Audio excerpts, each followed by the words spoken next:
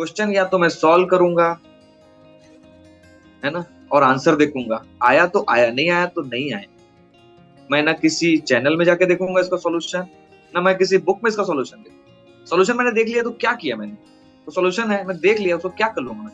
मेरे बुद्धि में तो कोई चीज बढ़ी नहीं ना उस चीज से। आपकी बुद्धि तब बढ़ेगी जब आप उस क्वेश्चन को लेके, आपका दिमाग में दिन रात वो क्वेश्चन चलेगा, उसको सॉल्व करने के लिए आप जी जान एक लगा देंगे कि इसको सॉल्व करना है, मैंने करना है, इसके लिए जो पढ़ना पड़ेगा मैं पढ़ूंगा, लेकिन मैं सॉल्व करके रहूंगा और मैं कहीं जाऊंगा नहीं इसको देखने।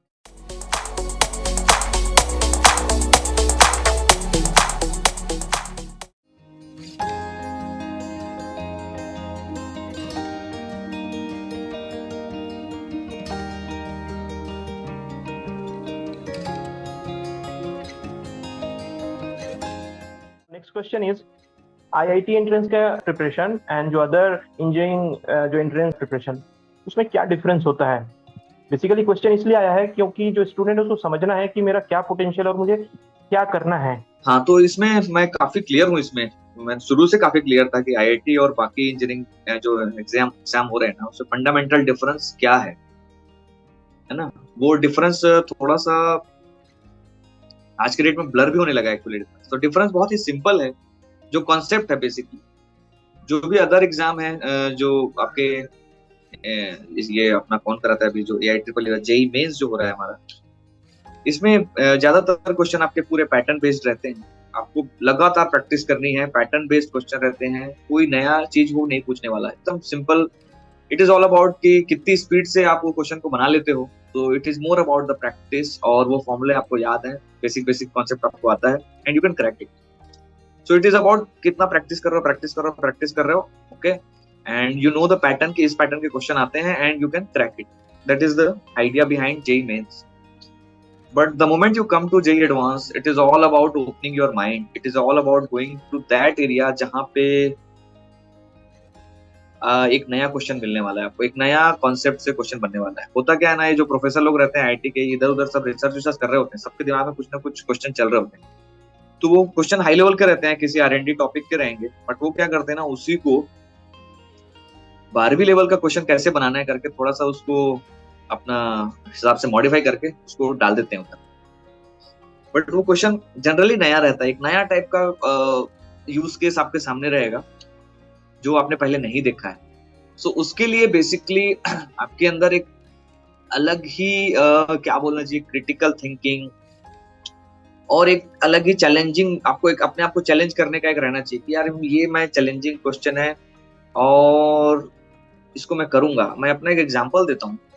आजकल ये बच्चे मिस कर रहे हैं, हम लोग इरूडा का क्वेश्चन सॉल्व करते थे फिजिक्स के लिए, सॉल्यूशन की बुक आती थी, मैंने खरीदी नहीं सॉल्यूशन। क्वेश्चन या तो मैं सॉल्व करूंगा, है ना, और आंसर देखूंगा। आया तो आया, नहीं आया तो नहीं आया। मैं ना किसी चैनल में जाके देखूंगा इसका सॉल्यूशन, ना मैं किसी बुक में इसका सॉल्यूशन देखूंगा। सॉल्यूशन मैंने देख लिया तो क्या किया मैंने, तो सॉल्यूशन है, मैं देख लिया, उसको क्या कर लूंगा मैं? मेरे बुद्धि में तो कोई चीज बढ़ी नहीं ना उस चीज से। आपकी बुद्धि तब बढ़ेगी जब आप उस क्वेश्चन को लेके, आपका दिमाग में दिन रात वो क्वेश्चन चलेगा, उसको सॉल्व करने के लिए आप जी जान एक लगा देंगे कि इसको सॉल्व करना है, मैंने करना है, इसके लिए जो पढ़ना पड़ेगा मैं पढ़ूंगा, लेकिन मैं सॉल्व करके रहूंगा और मैं कहीं जाऊंगा नहीं इसको देखने। तो ये एटीट्यूड अगर आपके अंदर है ना, तो बेसिकली आप आईआईटी की तरफ इंक्लाइंड है। लेकिन आपका एटीट्यूड ऐसा है कि मैं ये क्वेश्चन देखता हूँ, फिर ये सॉल्यूशन देखता हूँ, फिर मैं धीरे धीरे सॉल्यूशन क्वेश्चन क्वेश्चन सॉल्यूशन अपना पैटर्न दिमाग में बना लेता हूँ, और फिर एक टाइम में मैं स्पीड गैदर कर लेता हूँ और फिर मैं निकाल लेता हूँ। तो आपका माइंडसेट अभी आईआईटी वाला नहीं है, मैं ये बोलूंगा। That is the fundamental difference. लेकिन ये आजकल ब्लर होना चालू हो गया है, that is another thing. Coaching में ऐसा पढ़ा दिया जा रहा है आईआईटी के क्वेश्चंस को कि लिटरली मैंने देखे हैं ऐसे बच्चे, नहीं आता उसको लेकिन वो आईआईटी फोड़ देता है।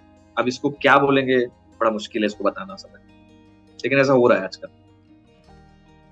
ओके, नेक्स्ट क्वेश्चन है। अब हम थोड़ा जेएनवी पे आते हैं। जेएनवी और डीपीएस में क्या डिफरेंस है?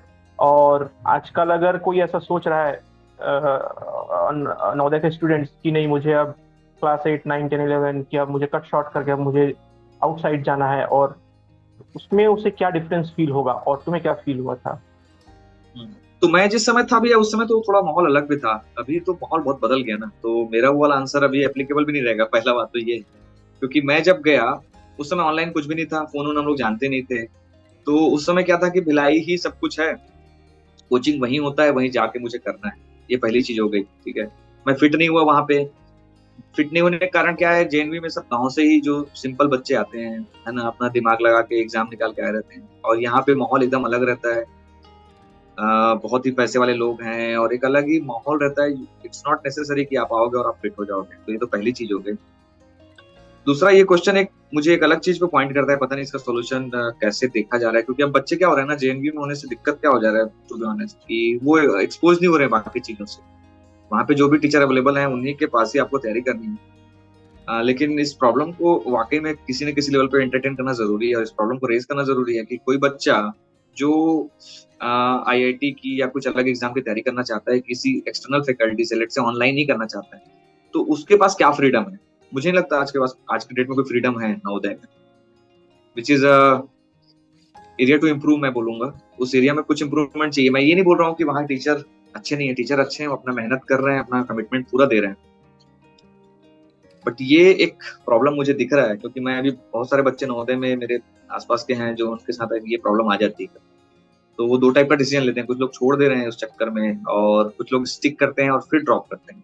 तो दोनों टाइप के बच्चे हैं, तो इसके लिए डिस्कशन होना चाहिए। मुझे लगता है ये बहुत ही क्रिटिकल टॉपिक हो चुका है आज के डेट में। वो साल का जो 11वीं 12वीं का इंपॉर्टेंट टाइम है उसको आप ऐसे ही नहीं कर सकते। वो एक लेकिन अलग ही डिस्कशन है।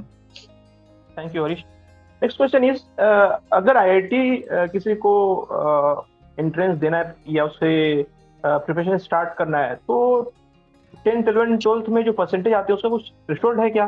थ्रेशोल्ड परसेंटेज के नीचे अगर किसी का मार्क्स है तो उसे क्या करना चाहिए if he truly wants to go to IIT? कुछ लोगों को मैंने जाना है कि इसमें ना लोग फिर से एग्जाम देते हैं। थ्रेशोल्ड कुछ बनाया हुआ है, एग्जैक्टली मैं कमेंट नहीं कर पाऊंगा। आई थिंक जो लोग डायरेक्टली इन्वॉल्व है, मैं देखता हूँ कोई है क्या जो एग्जैक्टली ना जो फुल टाइम इन्वॉल्व है इसमें पढ़ाई में।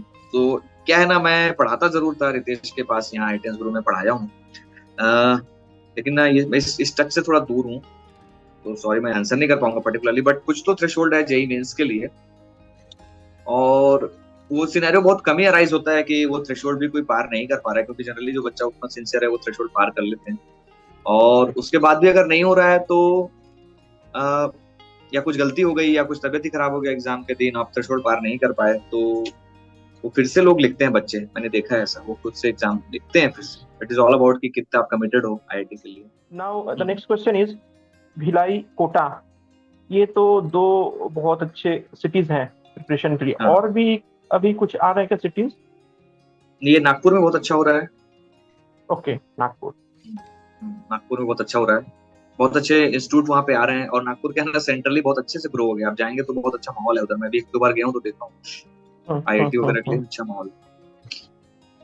ओके, नेक्स्ट क्वेश्चन था कि अगर किसी का आईआईटी एंट्रेंस क्लियर नहीं होता है, देन व्हाट? मे बी 1 साल 2 साल 3 साल उसने कोचिंग किया, एग्जाम दिया, बट अल्टीमेटली जो उसका टारगेट था अचीव नहीं हो पाया, जो उसे ब्रांच चाहिए, जो उसे कॉलेज चाहिए, वो उसे मिल नहीं पाया। सो व्हाट, क्या करना चाहिए बेसिकली उनको? पहली बात तो गवर्नमेंट ने एक चीज अच्छा कर दिया कि अभी पहले हम लोग तो, मैं तो जैसे 2-2 ड्रॉप किया, पहले ड्रॉप में आईटी का रैंक आया था पीछे, फिर सेकंड में इंप्रूव किया। अभी तो ऐसा है आप एक ही बार दे सकते हो आईटी ड्रॉप, एक ही कर सकते हो, तो थोड़ा सा उसको कट शॉर्ट किया है। अदरवाइज बहुत लोग बहुत ज्यादा टाइम वेस्ट भी करने लगते थे कोटा में, जो कि गलत है एक्चुअल में। सो एक ही मौका मिलता है आपको आईआईटी अच्छे से देने का, तो वो मौका अच्छे से यूज करना चाहिए। इसीलिए मैं बोलता हूँ, क्योंकि 1 साल ही मिला है ना, तो उसको बहुत अच्छे से यूज करना है। आप एकदम ऐसे टाइम पास नहीं कर सकते कि कहीं भी कैजुअली चले गए किसी कैजुअली कोचिंग में। You have to be serious. और उसके बाद अगर आईआईटी नहीं हुआ तो फिर आपको दूसरे इंजीनियरिंग कॉलेज में एडमिशन लेना पड़ेगा, कोई वो नहीं है। गोइंग अहेड, आपको आईआईटी किसके लिए जाना है ना, वो भी बहुत सारी चीजें हैं कि एक ब्रांड के लिए आप जा रहे हो क्या, सिर्फ कि मेरे को आईआईटी जाना है और मेरे को ब्रांड मिल जाएगा, ठीक है।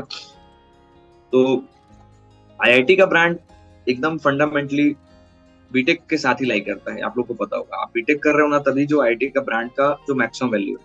अदरवाइज आप आईआईटी जा रहे हो, आप इधर उधर लोगों को चमका सकते हो कि मैं आईआईटी से फलाना चीज कर रहा हूँ, ठीक है, लेकिन इंडस्ट्री में जो रिस्पेक्ट आपको मिलेगा वो बीटेक से ही मिलता है। That is the blunt reality, we should know the reality. Otherwise हम क्या है ना कि हम जबरन, कई बार ऐसा, मैं बीटेक में नहीं गया, मैं एमटेक में जाऊंगा, ठीक है, अब इस टाइप का टारगेट बना के आप चल रहे हो, ठीक है। सो वो कितना फ्रूटफुल होगा नहीं होगा, ठीक है। एक तरीका हो सकता है कि भाई मेरे को रिसर्च करना है, ठीक है, मेरे को ये सब्जेक्ट इंटरेस्टिंग है और मैं इसलिए आईआईटी जा रहा हूँ, तो वेल एंड गुड, तो प्लीज गो देयर, है ना, और आप अच्छा काम करके निकलो। लेकिन जस्ट बिकॉज आप आईआईटी के नेम के लिए आप एमटेक या कुछ और करना चाह रहे हो, तो वो बहुत ज्यादा फ्रूटफुल होने वाला नहीं। नेक्स्ट क्वेश्चन इज, ये क्वेश्चन ऑनलाइन आया है गूगल फॉर्म से। रिवार्ड क्या है आईआईटी का? इतना इतना एफर्ट देते हैं स्टूडेंट्स, तो हाँ, वो जो रिवार्ड है उसकी बात करते हैं। रिवॉर्ड तो सिर्फ आईआईटी में क्यों रिवॉर्ड की बात करें, आप किसी भी कॉम्पिटेटिव एग्जाम को निकाल लीजिए, कोई भी आईआईटी को लेके इतना होगा क्यों बनाते हैं, मुझे समझ में नहीं आता सीरियसली। आईआईटी से ज्यादा टफ तो नीट है आज के डेट, ठीक है, उससे ज्यादा टफ तो आईएएस का एग्जाम है। आप सीजीपीएससी का ढंग का एग्जाम निकाल के बता दीजिए मेरे सामने, सीए का एग्जाम निकाल के बता दीजिए। The right way to see is any prestigious exam you are cracking, चाहे वो सीए हो, चाहे सीजीपीएससी हो, चाहे यूपीएससी हो, है ना, चाहे वो नीट हो, चाहे वो हमारा नवोदय का एंट्रेंस एग्जाम ही क्यों ना हो जो हम 5वीं में देते हैं। आप कोई भी एग्जाम देते हैं, आप अपने आप को मजबूत करते हैं। जैसे जिम में जाके आप कितना वजन उठा सकते हैं, आप डेली आप वजन उठाएंगे, आप अपने आप को मजबूत कर रहे हैं उस एग्जाम के, ठीक है। अब आप जब वो एग्जाम देते हैं तो आप अपने आप को मेंटली मजबूत करते हैं। जैसे आप जिम में जाते हैं या फिजिकल एक्टिविटी कर रहे हैं, अपने आप को फिजिकली मजबूत कर रहे हैं, उसी तरह उस एग्जाम के थ्रू अपने आप को मेंटली मजबूत कर रहे हैं। जैसे अगर आप यूपीएससी की तैयारी कर रहे हैं, तो अपने आप को आप एडमिनिस्ट्रेशन के लिए मजबूत कर रहे हैं, आप इतिहास समझ रहे हैं, भूगोल समझ रहे हैं, दुनिया कैसे काम करती है वो समझ रहे हैं। जब आईआईटी की तैयारी कर रहे हैं तो आप समझ रहे हैं कि फिजिक्स कैसे काम करता है, मैथ्स कैसे काम करता है, केमिस्ट्री कैसे। आप आईआईटी निकाल पाते हैं नहीं निकाल पाते हैं बात की बात है, लेकिन कोई भी एग्जाम आपको एक चीज के लिए तैयार करता है, ठीक है। आईआईटी अगर आप निकाल लेते हैं बहुत अच्छी बात है। आईआईटी निकालने का सबसे बड़ा रिवॉर्ड तो ये है कि आपको कहीं इंट्रोड्यूस नहीं करना पड़ता ना, अपॉर्चुनिटीज आपके पास आएंगी, आपको अपॉर्चुनिटी के पास नहीं जाना है। मतलब यू हैव टू सेलेक्ट कि मुझे क्या करना है, that is the biggest advantage. जैसे मैं तो मैंने सेलेक्ट किया मुझे भिलाई में रहना है, मैंने, ठीक है, उसके बाद कोई भी अपॉर्चुनिटी मेरे पास आएगी तो मेरे ऊपर है कि मुझे वो अपॉर्चुनिटी लेना है कि नहीं लेना है। जैसे सॉफ्टवेयर की अपॉर्चुनिटी मेरे पास आई तो वो मेरे ऊपर है, मुझे लेना है कि नहीं लेना है।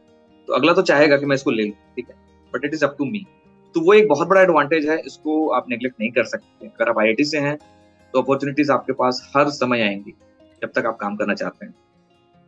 लेकिन बाकी लोग के लिए क्या होता है, हाँ, उसमें भी मैं ये बोलता हूँ, फिर भी इसके बाद भी ऐसे पागलपन आईआईटी के लिए तब भी नहीं होना चाहिए, ठीक। मैंने अभी भी बहुत लोगों को देखा है जो आईआईटी से नहीं है, लेकिन आप अपना काम अच्छे से कर रहे हैं, आपने जो फील्ड पकड़ा आप ईमानदारी से वो काम कर रहे हैं, चाहे आप कुछ भी काम करें, काम की कमी नहीं है, बता रहा हूँ, कुछ भी काम आप कर सकते हैं, अपॉर्चुनिटी उसके पास भी आएगी, क्योंकि उसके पास आईआईटी नहीं है लेकिन उसके पास अपने काम का एक ब्रांड बन ही जाएगा। सो उसके बाद भी ऐसे पागलपन तो नहीं होना चाहिए आईआईटी के लिए, ठीक है, उसको हमको कम करना चाहिए बेसिकली।